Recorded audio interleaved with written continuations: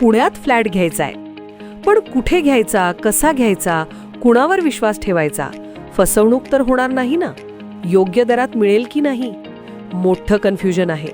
चला तर मग सर्व कन्फ्युजन दूर करण्यासाठी संपर्क साधूयात सारंग अहेर यांच्या रेरा रजिस्टर्ड ड्रीमोरा रियालिटीशी. संपर्क सारंग सुधाकर अहेर, ड्रीमोरा रियालिटी. मोबाईल नंबर 82 83 91 91 आणि 62 62 90 910.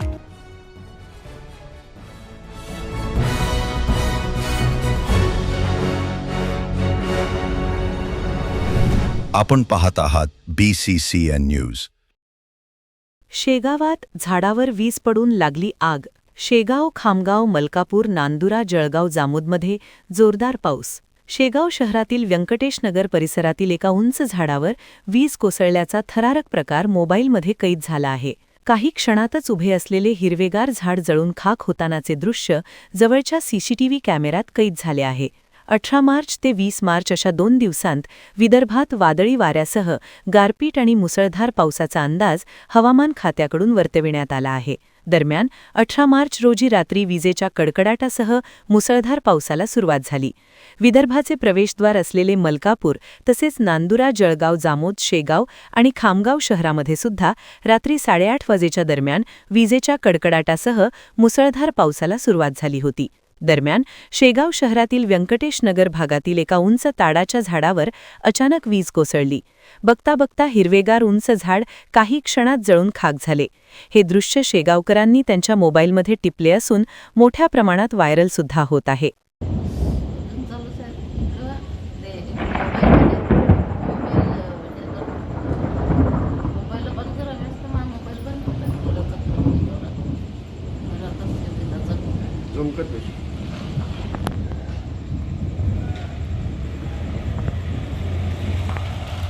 हे आपल्या घरावर पाहू शकली असती, पण आपल्या घरावर ते लावायला आहे ना. आता तिथं लावायला आहे ना. तेच पेटलं का तिथं?